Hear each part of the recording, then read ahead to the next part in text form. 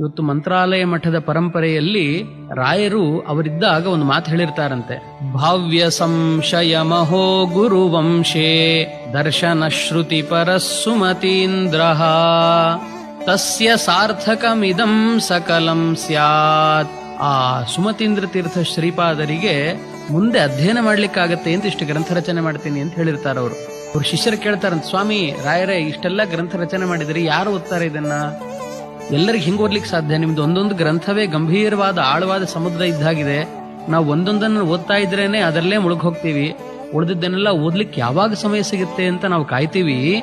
ಅಂಥದ್ರಲ್ಲಿ ಇಷ್ಟೆಲ್ಲ ಗ್ರಂಥ ಬರೆದಿದ್ರಲ್ಲ, ಏನು ವಿಶೇಷ? ಅದಕ್ಕೆ ಹೇಳ್ತಾರೆ, ನಮ್ಮ ಗುರುವಂಶದಲ್ಲಿ ಅಂದ್ರೆ ಈ ಗುರು ಪರಂಪರೆಯಲ್ಲಿ ಮಹಾಜ್ಞಾನಿಯಾದ ಸುಮತೀಂದ್ರ ತೀರ್ಥರು ಅಂತ ಒಬ್ಬ ಮಹಾನುಭಾವರು ಬರ್ತಾರೆ. ಅವರು ಇದನ್ನೆಲ್ಲ ಆಮೂಲಾಗ್ರವಾಗಿ ಅಧ್ಯಯನ ಮಾಡಿ ಹಾಕ್ತಾರೆ, ಆಮೂಲಾಗ್ರವಾಗಿ ಓದ್ಬಿಡ್ತಾರೆ. ಇವರು ಒಂದು ಅಕ್ಷರ ಬಿಡದಂತೆ ಸಮಗ್ರ ನಮ್ಮಿಂದ ರಚಿತವಾದ ಗ್ರಂಥಗಳ ಅಧ್ಯಯನವನ್ನು ಮಾಡಿ ತಾವು ಮುಂದೆ ತಸ್ಯ ಸಾರ್ಥಕಮಿದಂ ಸಕಲಂ ಸ್ಯಾತ್, ಅವರಿಗೆಲ್ಲ ಮುಂದೆ ಗ್ರಂಥ ರಚನೆ ಮಾಡೋ ವಿಷಯಕ್ಕೆ ಇದು ಸಾರ್ಥಕ ಆಗುತ್ತೆ ಅನ್ನೋ ನಿಟ್ಟಲ್ಲಿ ನಾವು ರಚನೆ ಮಾಡ್ತಾ ಇರೋದು ಅಂತ ಆ ರಾಯರು ತಮ್ಮ ಶಿಷ್ಯರಿಗೆ ಅವ್ರ ಕಾಲದಲ್ಲಿ ಹೇಳಿದ್ರಂತೆ.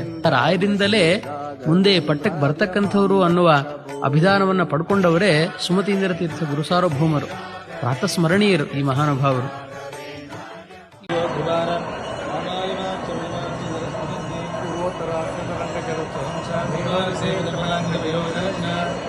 ವೇದ